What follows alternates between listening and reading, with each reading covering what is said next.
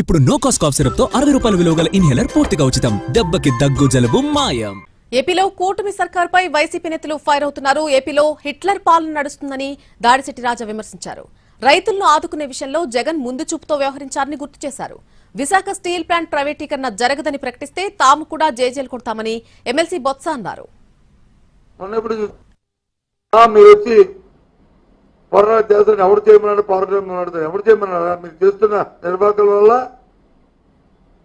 మీ తాలూకా కుంచుతో ఆలోచనతో ఇది చేస్తున్న విశాఖ ఉక్కు ఆంధ్రలో ఒక్కనే నిదానం తుట్టుపడుతున్న నేపథ్యంలో ఇక గత్యంతరం లేక ఆ ప్లాంట్ కాపాడుకోవడానికి ఈ రాష్ట్రంలో ఉన్న ప్రజలు కలిసి ఆ పోరాటం చేస్తున్నాం. చంద్రబాబు నాయుడు గారు ఏదో మీ ప్రాపకం కోసం లేకపోతే మీ మీద వచ్చి మిమ్మల్ని ఇందులో పెట్ట చెప్పండి బహిరంగ కాదు అని పార్లమెంట్లోనో అదే మోడీతోనో లేకపోతే కుమారస్వామితోనో ఇంకో మేము వెనక్కి వెళ్ళిపోతాం, డిస్ట్రిబ్యూట్మెంట్ లేదు అని చెప్పి సేఫ్ ఇమ్మండి. అది పక్కన పెట్టుకుని మీరు ఇవ్వండి, అందరూ మీకు జైజేలు కొడతాం, తప్పే ఉంది, మాకేమీ లేదు. మాకు రాష్ట్రంలో ఉన్న మా స్టీల్ ప్లాంట్ మా ఇంట్రెస్ట్ ఏంటిది? వికలాంగుల్ని దొంగలతో పోలుస్తున్నారు. యూరియా కోసం మాట్లాడే రైతుల్ని కూడా వాళ్ళకి ఒక పార్టీ అంటగట్టి, లేదంటే యూరియా కోసం లైన్ లో ఉన్న రైతులను కూడా వారి మంత్రులతో వీళ్ళు ఏదో బఫే భోజనాల కోసం చేస్తున్నారని చెప్పేసి ఏదో వాళ్ళని వెటకారం చేయడం, రకరకాల విధానాలు ఆయన పాటిస్తున్న తీరు మనం చూస్తున్నాం.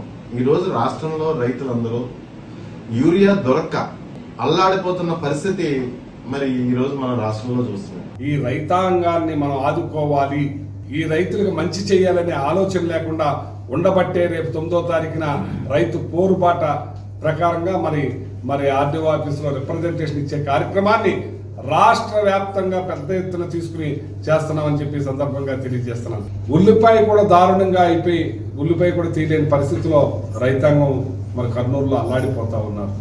చీనే ఏదైతే బత్తాయిలు ఉన్నాయో అవి కూడా మరి మార్కెట్ లేకుండా పోయింది. ఛార్జ్ షీట్ వేయడంలో పూర్తిగా విఫలమైనట్టుగా స్పష్టంగా కనబడుతోంది. ఒక fabricated case YSR Congress party మీద ప్రభుత్వము కుట్ర పన్ని పెట్టినటువంటి కేసులో నిజాలు లేవు, వాస్తవాలు లేవు, ఫేక్ కేసు కాబట్టి ఛార్జ్ షీట్ ఫైల్ చేయలేదు కాబట్టి కోర్టు రూల్ ప్రకారం బెయిల్ ఇవ్వడం జరిగింది. నిన్న సాయంత్రం 5:30 గంటలకి బెయిల్ ఇస్తే ఇప్పుడు దాదాపుగా 9 గంటలైంది. నిన్న ఈవినింగ్ ఏమో ఈ రోజు మార్నింగ్ 6కి రిలీజ్ చేస్తామని చెప్పారు.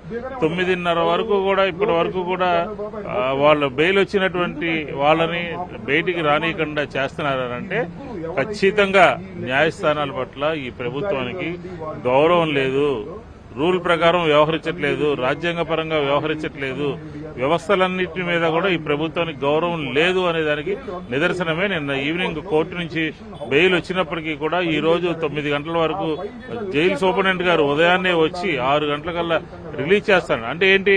బెయిల్ రాకుండా అడ్డుకునేటటువంటి కుట్ర పైకోర్టుకు వెళ్లి అఫీషియల్ గా మోషన్ మూవ్ చేసి ఆ జడ్జిమెంట్ వీళ్ళందరినీ కూడా జైల్లో పెట్టాలి అనే కార్యక్రమంలో ప్రభుత్వం కుట్రపూరితంగా వ్యవహరి